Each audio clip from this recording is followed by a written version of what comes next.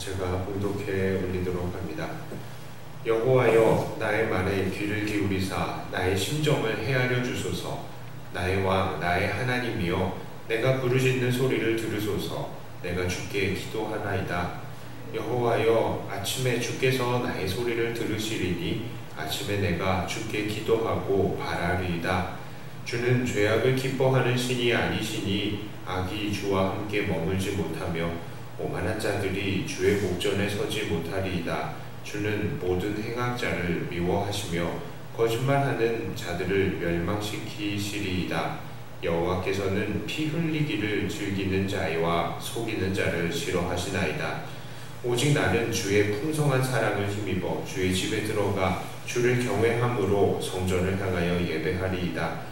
여호와여, 나의 원수들로 말미암아 주의 의로 나를 인도하시고 주의 길을 내 목전에 곧게 하소서.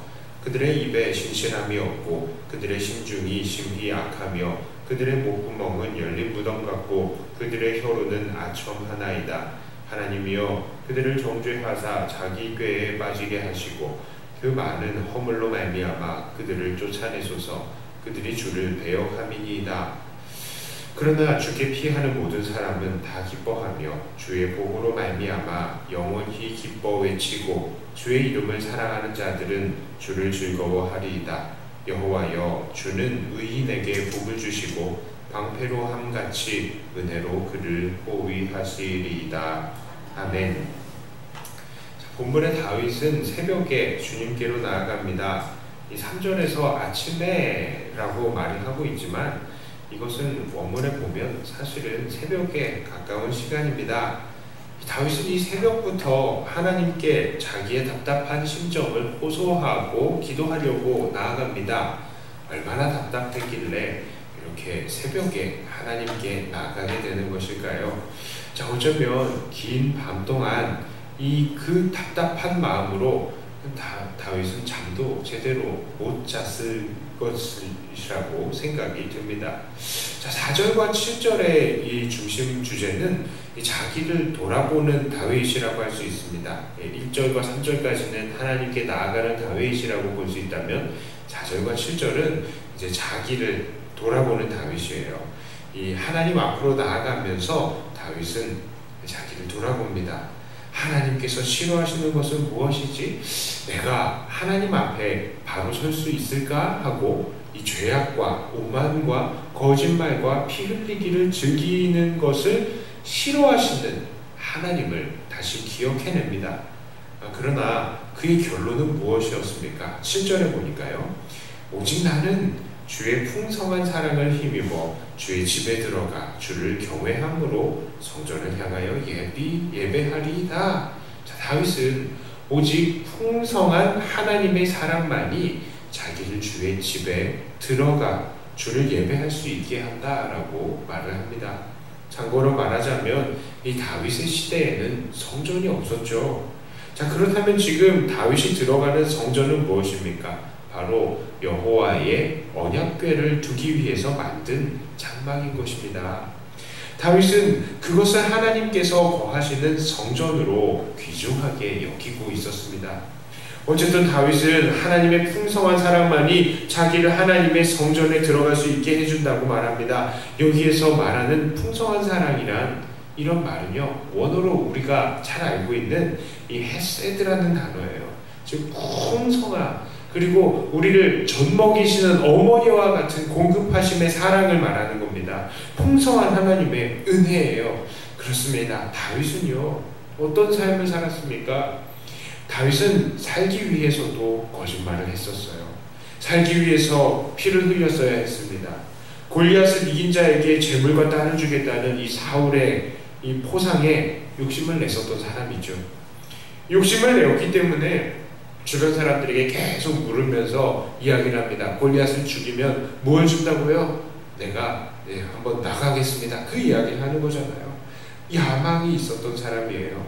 거짓을 행하고 정말 살인을 행했던 그런 사람입니다. 그러니까 이 다윗이야말로 사실은 하나님 앞에 설 수 없는 존재였죠.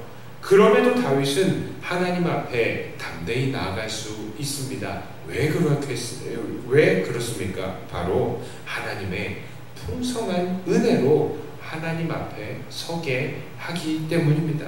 그래서 다윗이 담대히 하나님 앞에 나아갈 수 있었던 것이죠.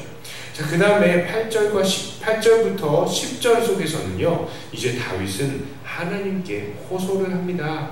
이 8절에서는 하나님께서 인도하시고 하나님의 길을 보여달라라고 이야기합니다. 왜 그렇습니까? 그에게는 원수들이 있었기 때문입니다. 이 원수들은 겉으로는 말을 잘하지만 신실하지 않고 결국 다윗을 배신할 그런 사람들이었던 것입니다. 여기서 우리는 의문을 가질 수밖에 없어요. 다윗은 왕인데 이렇게 원수 하나 처리하지 못하고 있다는 게 말이 안 되는 것 아니겠습니까? 그것은 다윗이 왜 그렇게 이 원수들을 함부로 처리하지 못했을까요? 그 이유는 바로 다윗이 하나님을 두려워하는 왕이었기 때문입니다. 아무리 왕이라 하더라도 상대방에게 드러난 죄가 특별히 발견되지 않으면 그들을 처벌할 수가 없었던 것이죠. 이들 원수들이 바로 그러한 것입니다. 이들은 분명히 죄악을 꾸미고 있었지만 아무런 증거가 없으니 이들을 처벌할 수가 없는 것입니다. 그래서 다윗은 호소합니다. 하나님, 저들이 자기들의 꾀에 빠지게 해주소서 하고 말입니다. 정말 세상에는 우리의 법으로는 어쩔 수 없는 존재들이 많이 있습니다. 사람의 법대로 하자니 그 죄악이 정확하게 드러나지 않는 것들이 있습니다. 그들은 공공연하게 하나님을 대적하고 하나님의 백성들을 대적하지만 딱히 드러난 큰 죄악들이 없기 때문에 그들을 처벌하지도 못하고 하나님의 백성은 꾸준히 이 사람들에 의해서 괴롭힘을 당하는 것입니다. 그래서 이런 기도가 필요한 것입니다. 하나님, 저들이 자기의 꾀에 빠지게 해주소서 하고 말입니다. 죄악은 자멸하게 되어 있습니다. 죄악의 세력은 하나님의 백성들을 대적할 때에는 서로 연합하는 것 같지만 하나님께서 심판하실 때에는 서로 물고 먹으며 자멸합니다. 나중에 한번 보겠지만 요한계시록 17장에 보면 악을 상징하는 음녀와 짐승이 나타나는데요. 짐승이 나중에는 음녀를 미워하고 불사르는 장면이 또 나옵니다. 서로 자멸하며 싸우는 거예요. 자, 11절과 12절은 하나님께 소망을 두는 다윗의 모습이 나옵니다. 그는 주님께 피하는 모든 사람들을 기뻐하면서 주의 보호로 기뻐 외치고 주를 즐거워하고 한다고 합니다. 기쁘고 즐겁다는 말이 계속해서 반복이 되고 있습니다. 또한 12절에서는 하나님께서는 의인에게 복을 주신다라고 합니다. 여기서 의인이란 행실이 바른 사람을 말하는 것이 아닙니다. 이것은 문맥적으로 연결해 보면 이 의인이 바로 11절에서 말하는 주께 피하는 자와 같은 말이라는 것을 알 수 있습니다. 또한 이 의인이라는 말의 원어의 뜻은요, 적법한 자이거든요. 그러니까 하나님께서 택하셨기 때문에 하나님의 복과 보호를 받기에 적법한 자다라는 것입니다. 한마디로 무엇입니까? 의인은 하나님께 피한, 하나님께서 택한 자라는 것이죠. 우리는 방금 7절에서도 그 내용을 확인한 바 있습니다. 다윗은 엄청난 죄를 저질러서 하나님 앞에 서기에 부족하지만 하나님의 풍성한 은혜로 하나님 앞에 들어갈 수 있게 된 것입니다.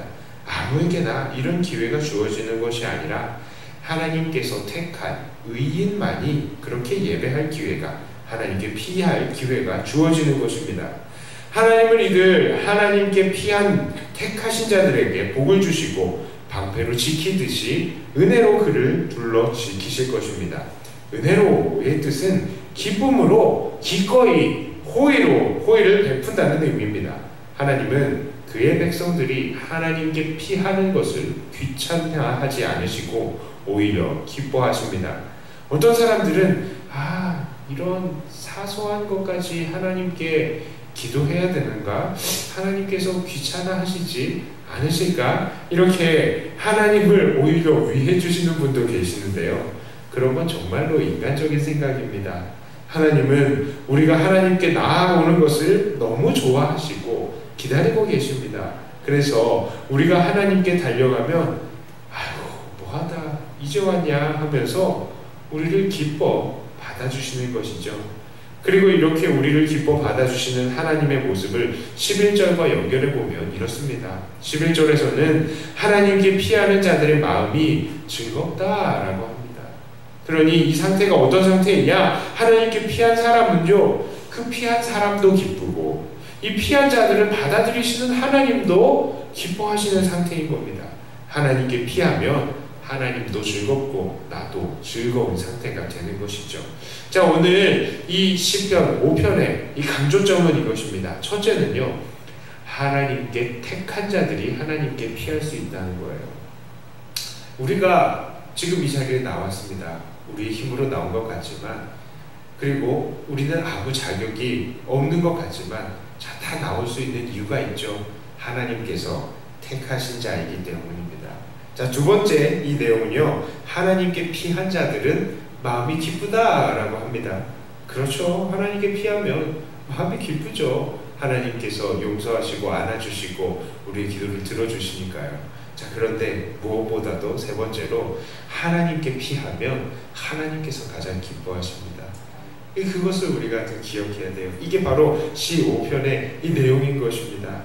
이 죄인들에 대해서는 별로 강조하고 싶지 않아요. 왜냐하면 이들은 어차피 자멸할 것이고 이 죄인들에 대한 하나님의 특별한 뜻이 계시다면 뭐 언젠가 이들도 돌아오는 사람들도 있겠죠. 자, 그러나 우리가 정말로 강조하고 싶은 것은 이 세 가지였다는 것입니다. 택한 자들이 하나님께 나올 수 있고 우리가 하나님께 나아갈 때에 우리도 기쁘고 하나님도 기쁘다. 자, 우리가 하나님의 그 택하심을 받아서 이 자리에 나왔습니다. 이것이 하나님의 특별한 부르심인 줄을 알고요. 이 시간에 더욱더 풍성하게 기뻐하며 하나님 앞에 우리의 모든 속마음을 다 기도하시고 또한 우리의 모든 기도를 다 기뻐하시는 하나님을 생각하면서 우리가 함께 기뻐하는 이 기도의 시간이 되기를 주님의 이름으로 축복합니다. 자, 기도하겠습니다. 하나님 아버지, 하나님의 택하심 때문에 우리가 이 자리에 나올 수 있게 해주셔서 감사합니다. 우리는 죄가 많은 정말 부족한 존재들이지만 우리를 하나님의 사랑으로 불러주셨으니 이 시간에도 기쁨으로 하나님 앞에 기도하며 즐거워할 수 있는 이 시간이 되게 해주시고 우리의 즐거워하고 우리의 기쁨의 의뢰를 통하여서도 하나님 우리를 기뻐하여 주시옵소서. 우리에게 기쁨을 주신 이 기쁨을 우리가 누리고 세상 속에서도 이 기쁨을 증거하고 전할 수 있는 사람들이 다 되게 하여 주시옵소서. 하나님, 특별히 우리 나라와 민족을 위해서 기도합니다. 참 많은 혼란 속에서 우리가 어떤 것이 바른 것인지 잘 알지 못하고 참 복잡한 단계 속에서 우리 믿는 자들이 서 있습니다. 하나님께서 붙들어 주시고 진리가 드러나게 하여 주시고 하나님의 참뜻이 밝아질 수 있게 해주시고 혹시나 또 우리 안에서 믿음을 사칭하면서 하나님의 그 뜻을 왜곡하는 사람들은 없어지게 하여 주시며 오직 아버지 하나님의 온전하신 뜻만 드러나 우리나라가 안정되고 주의 평안 가운데에서 오늘 하루 우리 믿는 자들이 온하게 신앙생활을 이어갈 수 있게 하여 주시옵소서. 하나님, 이 시간에 이 기도하러 나오신 주님의 귀한 일꾼들의 이 기도에 기뻐하시며 이 시간을 주님께 드려오니 하나님 우리 또한 받아 주시옵소서. 예수님 이름으로 기도 드리옵나이다. 아멘. 하늘에 계신